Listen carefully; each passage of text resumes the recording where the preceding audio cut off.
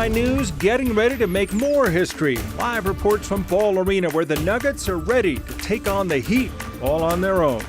And later, it's hard to say goodbye to winter sports, but this year, the snowpack, it's providing a lot more than good powder.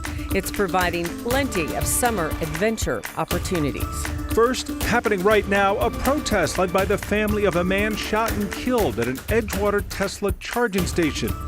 4 o'clock at 9 News starts now.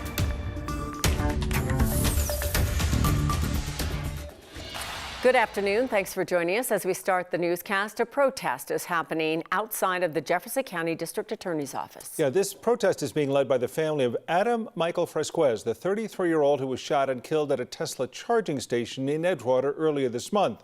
And 9 News reporter Jaleesa Irizarry is there joining us now. Jaleesa, what has the family told you? Kim and Tom, Adam's family tells me they want charges filed in this case, and that is why they decided to voice their frustrations out here at the DA's office today. Many of the people here today are Adam's family, people that say life has not been the same without him. Now, Adam was shot at a Tesla charging station in Edgewater. Police say Adam and another man were having an argument that escalated to shots being fired. The other man who was involved left the scene but later called 911 to report his involvement. He was taken into custody but later released. Adam had a wife and 2 children. His mother says he was a loving, caring family man. She shared with us what the month without him has been like. Tragic, earth-shattering.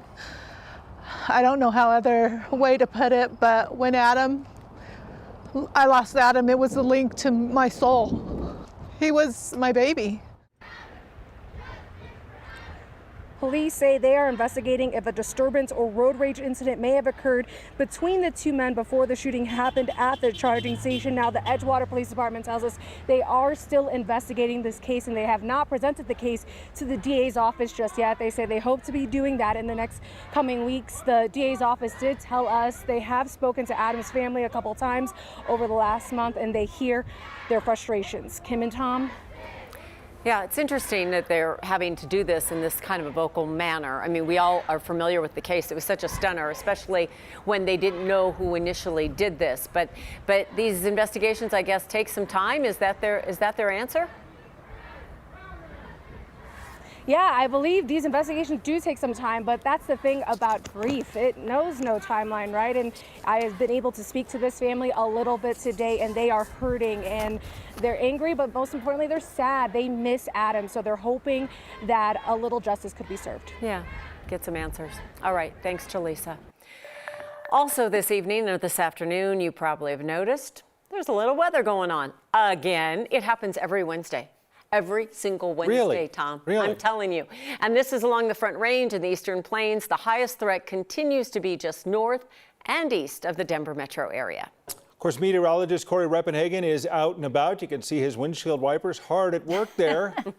But first, we're going to check in with meteorologist Danielle Grant for a quick look at what is going on right now and the forecast as well. Danielle? Whew, it has been yet again another busy day. Yes, Kim, another Wednesday with these strong to severe thunderstorms just plowing across parts of the urban corridor, and then eventually we'll be moving off to the northeastern plains. This is our vantage point from Greeley. You can certainly see that incoming storm. Did you just see that lightning strike? Pretty impressive stuff, and this is going to be the trend over the next couple of hours before all of the activity moves further to the north and east. Let's zoom in so you can get a good idea of where this storm is now. It started on the west side of town out there near Golden, Arvada, and has quickly zipped up to the north. Right now, a lot of hail. In fact, with this severe thunderstorm warning that extends out till 4:30 in Boulder and Weld counties, we have seen some reports of half-dollar sized hail. That can do some damage, along with really heavy winds coming up across Highway 85, heading toward Greeley, Johnstown, Windsor. All of this coming your way. Get the cars in the garage while you can.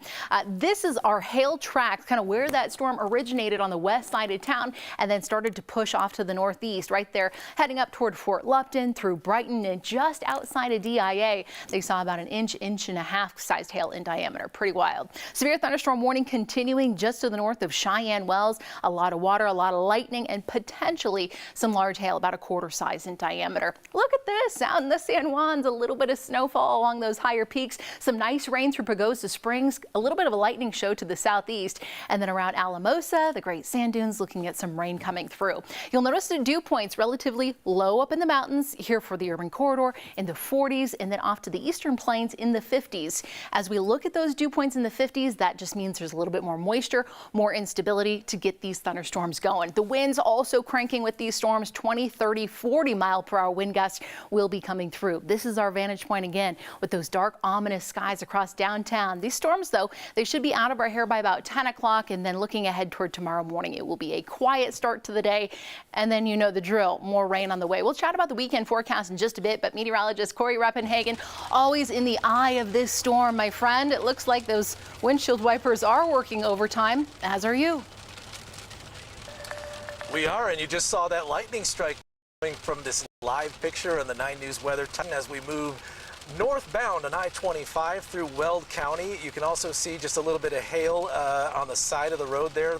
This storm just kind of crossed I-25 here in the Longmont, Meade area, and the lightning has been a major display out here. All these strikes hitting the ground. We actually saw one flash hit what appeared to be a power box just south of Highway 66 in the Longmont area, because there was a flash of lightning and then an additional flash, and then we saw a little puff of smoke. So these lightning strikes are certainly a big part of this storm, as we're on this kind of slow speed pursuit of this severe thunderstorm that's moving up into the Meade, Berthoud area. Hail has also been part of the story, mostly dime to nickel size hail that we've been seeing, but there are reports of those ping pong ball size hail like Danielle was mentioning this, and it was coming from this cell as it kind of developed in the bar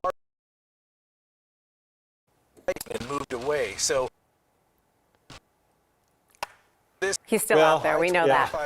It's the slow chase. I like the way he says that, Corey. Well, there's a lot going on where Corey is. Again, I-25 northbound in Weld County. We'll be checking in on the weather throughout the rest of the hour here at 4 o'clock at 9 News. I say, go Nugget! Go Nugget!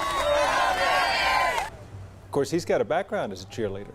Denver all about the Nuggets right now, and they should be. The Nuggets in the NBA Finals, first time ever, taking on the Heat. The city is celebrating, and today Denver's Mayor Michael Hancock helped to unveil the ceremonial street sign today, along with Rocky. There it is, Denver Nuggets Way. It's on Bannock Street Plaza, right outside of the City and County building. Also on hand, Matt Hutchings, COO of Kroenke Sports, and the Nuggets dancers. Good time to show support for the team, get the crowd hyped up for the start of the series tomorrow night. I watched every game, every minute, every second of the finals. And I gotta tell you, they showed us so much grit, so much determination, so much maturity. So to the national media, forget y'all. Our Denver Nuggets are bringing home the championship. Or welcome to much of the national media. How exciting for many of them to finally see the Denver Nuggets play. Right. I mean, and they'd have to fly into Denver in some cases. And not just connect. Right. Not just like drop through DIA. Instead, they're going to say, oh, here we go. There's this ball arena place. You guys are pretty good. Of course, the finals begin tomorrow night. Tip off at 6:37 over at Ball Arena. And our sports department's already on hand. Oh, so exciting. You know, it's been the wait. And Jacob, I know you've been feeling like everybody else, like who's going to be the opponent. But then just to see them out practicing and everything, and as we get really close, pretty dang exciting. Yeah, Kim and Tom, it is really exciting. You know, the wait was so long to finally get this finals underway, right? I mean, we didn't know who Denver was going to play. Then we found out it's been more than a week since Denver has played an NBA game, all the way go back to last Monday in LA, Game 4. It's been that long. I guess I would sort of categorize the feeling around the team right now as anxious but excited. They feel ready to go. They just want to tip this thing off tomorrow. Today was media day here at Ball Arena. We got to see the Nuggets and the Heat practice. It was busy around the arena. There are more than 30 countries here in the Mile High City covering the NBA Finals. And now when we think of the Finals, we go back to when we were kids, pretending to be in this situation in our driveways, hitting last-second shots to win championships. And the Joker gets to make the first ever Finals appearance for himself and the Nuggets, and he says it was the same for him growing up as well. Of course, I think everybody did that. Even Cody probably did that. So, 3, 2, 1, and last second trying to make a shot. Everybody did that in probably in the life. Nah, funny thing is, it wasn't just for the championship. I used to like write down the playoff seeding, and like put myself on one of the teams, and then like play like. So if we played the Detroit Pistons, I'd go against Billups and Rasheed Wallace, and then just talk like Marv Albert and all them. So yeah, I was in deep. I was making shot after shot. Trust me. Obviously, I'm on the biggest stage now. It's just cool looking back on the journey. Try not to spend too much time looking back right now. Just stay focused on getting this ring. But you got to take moments to just look back. Yeah, love hearing those memories. Those are fun for sure. So we heard from the Nuggets. We also heard from the Heat. We heard from their superstar, Jimmy Butler, who actually talked about being a frequent visitor to Denver because of his friendship with the late Demaryius Thomas, Broncos wide receiver who passed away in 2021. They were friends, and Jimmy was actually at a lot of Broncos games because of their friendship. He talked about it. Take a listen. That's my guy, my brother forever. I miss him so much. And I used to spend so much time here with him, watching him be great. And he motivated me because his story is really, really incredible through everything that he's been through to make it and do what he did for the Broncos. I actually have a lot of love for this city. And like I said, I miss that guy. I wish he was here to sit courtside and watch me do my thing because we talked about this all the time. Maybe not, Denver versus my team, but just being able to watch me win a championship like he did. Yeah, that's awesome to hear about their friendship, and just think what Demaryius Thomas would feel right now with his city hosting the NBA Finals, his team the best team in the NBA, they have the best player in the NBA. I mean, just imagine how he would feel right now to see this city sort of alive, guys. It's a great feeling to think about that. Well, we're certainly going to see plenty of Jimmy Butler over the next couple of weeks. It's nice to hear what he had to say as well, and hear the depth of the person, Jimmy Butler. Well, much more on the Nuggets coming up. Thank you, Jacob. Kiki Vandeweghe's coming along in the next half hour. Know his name. Nice Can't visit. wait for that. Thanks, Jacob.